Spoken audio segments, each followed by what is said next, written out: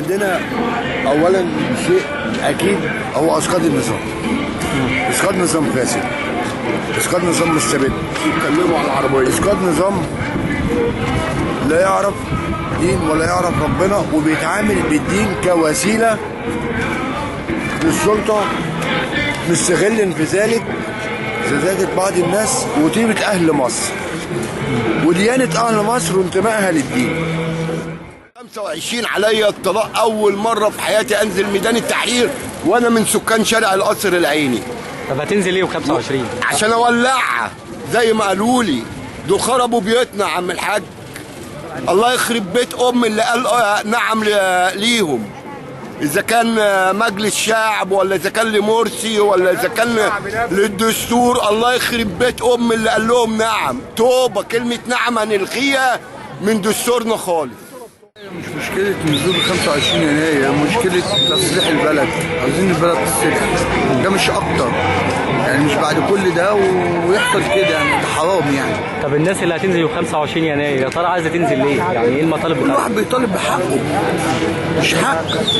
كل واحد عاوز حقه دلوقتي، عاوزين البلد تتعدل. نسألك انت هتنزل يوم 25 يناير ولا مش هتنزل؟ نازل عايز تقول ايه؟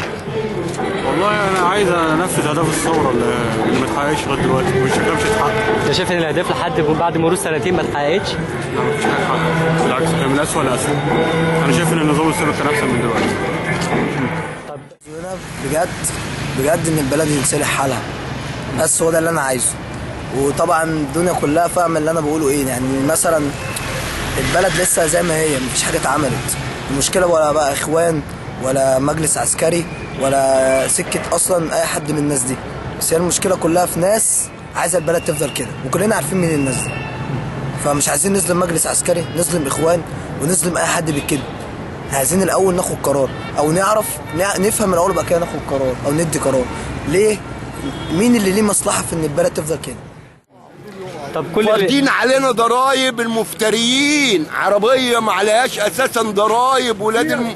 ده علم مفتريه، علم مفتريه. 520 جنيه، هم فاكرين العيال بترمي فلوس من البلكونات ولا ايه؟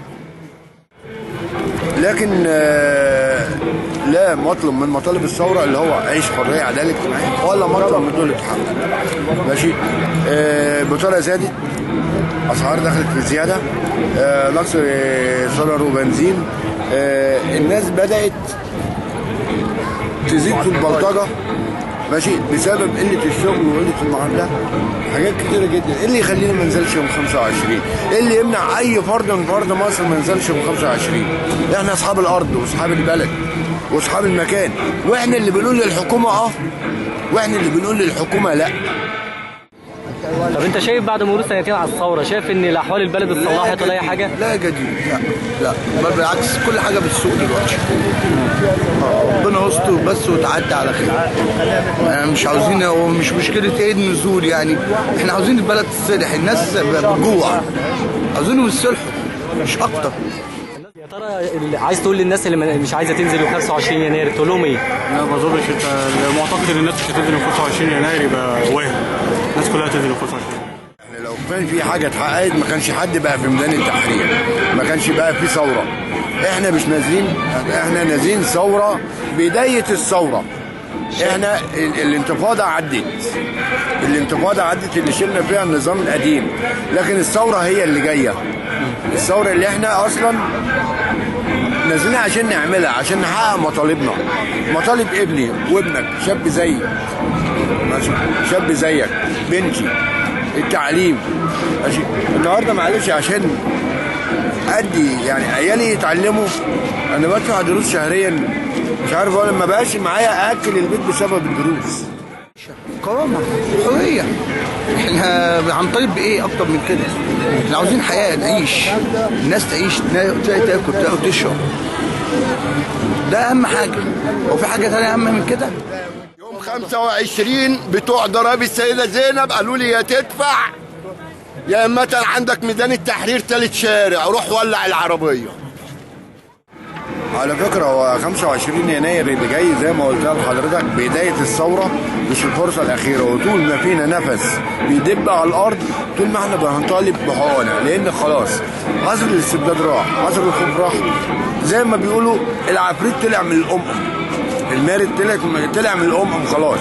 اللي يقدر يدخل المارد الأم ماشي، اللي يقدر يدخل المارد الأم يبقى تعمل المارد ده عشان يخش يتحقق المطالب. احنا معلش احنا طالبين ايه؟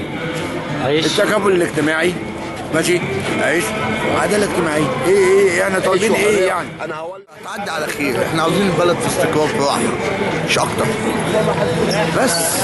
لكن البلد واقفه وحالها واقف والناس كلها حالها واقف، مفيش حد شغال في البلد، كلها اتدمرت.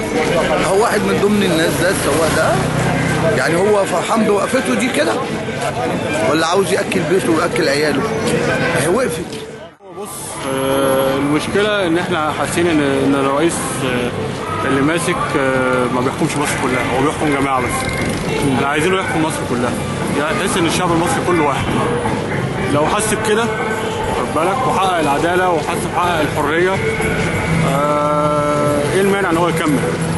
والله لو مش هيقدر ينفذ ده يبقى من افضله هو من نفسه كده، طالما هو مش قادر ان هو يقدر يستلزم. ومرسي خلاص، مرسي انسى يا عم الحاج، ولا كلهم انسى خلاص. الله يخرب بيت اللي قال لهم نعم وانا اولهم، وهو بيخربوا بيتي اهو. اقول لهم انزلوا خدوا حقكم، وعشان اللي ليه حقه ما ياخدوش يبقى ما يوصلوش، ده بالبلد يعني.